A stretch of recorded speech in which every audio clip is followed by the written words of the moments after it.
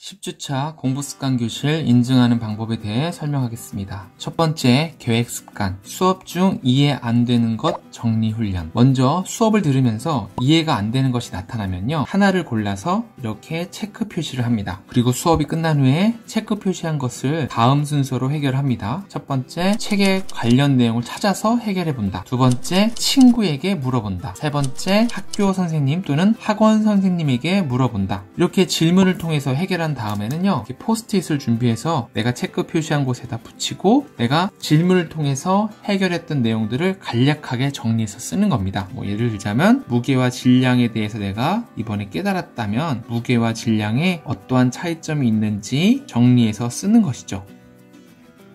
독해 습관을 인증하는 방법에 대해서 설명드리겠습니다. 한자를 통한 어휘 공부. 먼저 사회 교과서를 펴고 이미 뜻을 아는 한자어를 하나 고릅니다. 예를 들자면 여기서 저는 한번 변화라는 단어를 한번 골라보겠습니다. 사회 교과서에서 내가 이미 아는 단어를 고른 뒤에 사전을 통해서 그 단어를 찾아봅니다. 사전은 종이 사전도 좋고 네이버 사전, 그리고 컴퓨터에 있는 한컴 사전도 괜찮습니다. 저는 네이버에 있는 사전을 이용해 보겠습니다. 그럼 네이버에 변화라는 단어를 치고 이것에 대해서 국어사전 뜻이 나와 있죠. 그러면 이 변화의 뜻을 한번 클릭을 해보겠습니다. 그랬더니 역시 한자와 함께 이 뜻에 대해서 설명이 나와져 있습니다. 상태가 바뀌어 달라진다 라는 뜻으로 이미 우리가 알고 있던 뜻이 나와 있죠. 자, 이제는 여기서 한번 이 화자가 어떤 뜻을 갖고 있는지 궁금해서 이 화자를 한번 클릭해 봅니다. 그랬더니 되다, 화하다, 가르치다 이런 뜻이 나와 있네요. 그러면 이 화자가 들어가 있는 다른 단어의 뜻을 한번 찾아보겠습니다. 이렇게 찾아봤더니 변화만 있는 것이 아니라 광화도 있고 약화도 있고 문화, 심화 같은 여러 가지 뜻이 있네요. 고사성어, 수거도 있습니다. 저는 여기서 이것이 변화뿐만 아니라 광화나 문화 같은 경우도 이 화자가 같은 한자가 쓰였구나라는 것을 확인했습니다. 뜻을 보니까 역시 강하게 만들다는 뜻이 되겠네요. 그러면 저는 여기다가 포스트잇을 붙이고 이러한 변화의 화자랑 똑같은 화자를 갖는 것이 바로 강화, 강하게 되다 라는 거죠. 특히 이때 이 한자인 이 모양을 그릴 필요까지는 없습니다. 그냥 눈으로 확인해서 이런 모양일 때에 이 화자가 그냥 되다라는 뜻이 된다라는 것을 한번 인식해 주면 되는 것입니다. 이때 자기가 모르는 단어를 쓰기보다는 이미 알고 있는 단어를 쓰는 것이 더 좋습니다. 그래서 고령화도 있네요. 찾아보니까 고령화라 쓰고, 역시 또 화자가 들어있는 것 중에 둔화되다 이런 뜻도 사전에 나와 있습니다.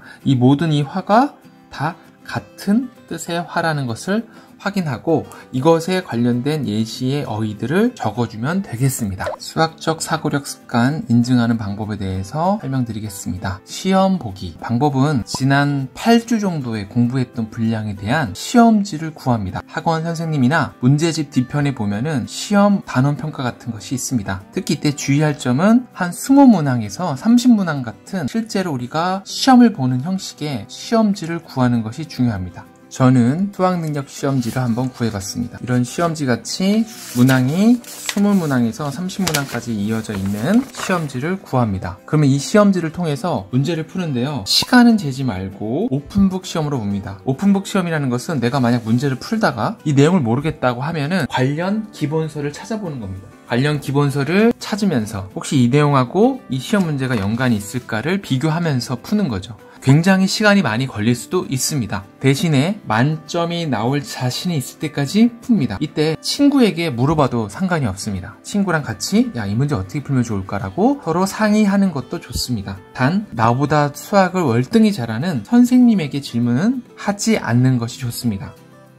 이렇게 문제를 다 풀고 난 뒤에 채점을 합니다. 그래서 채점을 해서 맨 앞에 내가 몇 점을 맞게 되었는지 씁니다. 예를 들어서 88점, 그리고 어떤 문제는 틀리고 어떤 문제는 맞았겠죠. 이렇게 채점을 하게 됩니다. 채점을 다 한 뒤에는 틀린 문제에 대해서 반성 메모를 씁니다.